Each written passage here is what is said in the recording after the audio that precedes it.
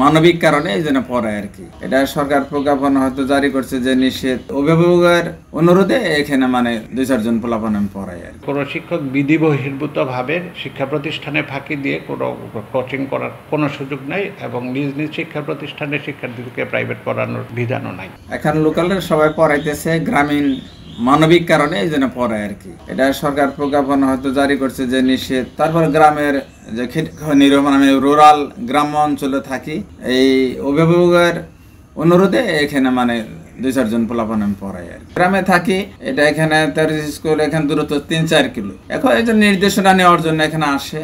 আমি ইংরেজি পড়াই, এই জন্য আসলে ইংরেজিদের প্রতি তো সবাই দুর্বল, এই জন্য আমি কিছু পোলাপান দেখাই আর কি। ইংরেজি পড়াই তো সব ধরনের পোলাপানি কিছু কম বেশি আসে আর কি। ওরা আইসে 3-4 দিন ধরে, সামনে পরীক্ষা বই কিনে নাই। এই যে 6-7 পোলাপান ওরা আসছে যে কেবলমাত্র স্কুলে দূর, এরিয়া তো দূর, আপনার তেরসি স্কুল অনেক দূর না, এখান থেকে তো আপনার 4 কিলো।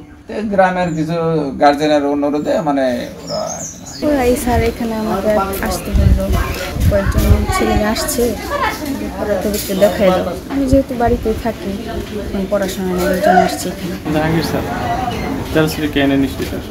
বর্তমান ম্যানুয়ালটা আমি জানি না, তবে আগের ম্যানুয়াল অনুযায়ী একজন টিচার প্রাইভেট পড়াতে পারবে অন্য স্কুলের শিক্ষক ছাত্রদেরকে 10 জন ছাত্রের বেশি প্রাইভেট পড়াতে পারবে, নিজের স্কুলের কোন ছাত্র পড়াতে পারবে না। এরকম যদি কেউ করে থাকে তাহলে সে অন্যায় করছে এবং আইন বিরোধী কাজ, এবং সেটা যদি জানা যায় তাহলে তাদেরকে আমি ব্যবস্থা যেটা নেওয়ার ঊর্ধ্বতন কর্তৃপক্ষকে জানিয়ে দেওয়া, বা এ ধরনের কাজ যাতে তারা না করে, বিরত থাকে।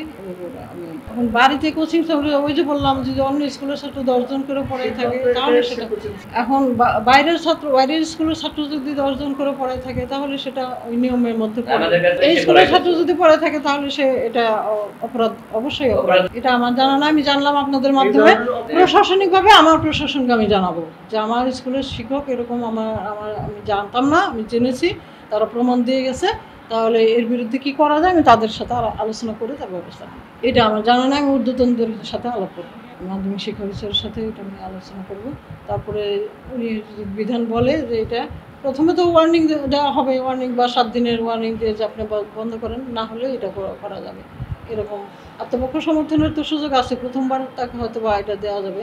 কোনো শিক্ষকের পক্ষে ক্লাসরুমে যদি ভালোভাবে ক্লাস নেওয়া হয়, ক্লাসটাকে যদি উনি প্রস্তুতি নিয়ে ইন্টারেক্টিভ করে ক্লাস নেয়, তাহলে সেই শিক্ষার্থীদের আর বাহিরে প্রাইভেট পড়ার প্রয়োজন পড়ে না। কিন্তু যখন আমাদের শিক্ষকদের সেই ক্লাসগুলো যথোপযুক্তভাবে না হয়, তখনই শিক্ষার্থীরা অনেক কিছু বুঝতে পারে না এবং অভিভাবক হন্যে হয়ে টিচার খুঁজতে থাকে। তো সেই বিষয়টা যেইভাবেই করুক, কিন্তু কোনো শিক্ষক বিধি বহির্ভূতভাবে শিক্ষা প্রতিষ্ঠানে ফাঁকি দিয়ে কোনো কোচিং করার কোনো সুযোগ নেই এবং নিজ নিজ শিক্ষা প্রতিষ্ঠানের শিক্ষার্থীদেরকে প্রাইভেট পড়ানোর বিধানও নাই। এরকম যদি হয় তাহলে সেটার ব্যাপারে বিধি মোতাবেক ব্যবস্থা নেওয়ার সুযোগ আছে। এটা জেলা পর্যায়ে ব্যবস্থা নেওয়ার সুযোগ নেই, কিন্তু আমরা সতর্ক করি। কোনো অভিযোগ পাইলে তাদেরকে আমরা তদন্তের ভিত্তিতে অথবা আলাপ আলোচনার মাধ্যমে সতর্ক করি, এটা হয়ে থাকে। এরপরে যদি কেউ বেশি বাড়াবাড়ি করে তাহলে সেটার বিষয়ে অভিযোগ উপরের দিকে যায়, অভিযোগ গেলে পরে সেটার ব্যবস্থা নেওয়া হয়, এটা উপর থেকে, অধিদপ্তর থেকে হয়।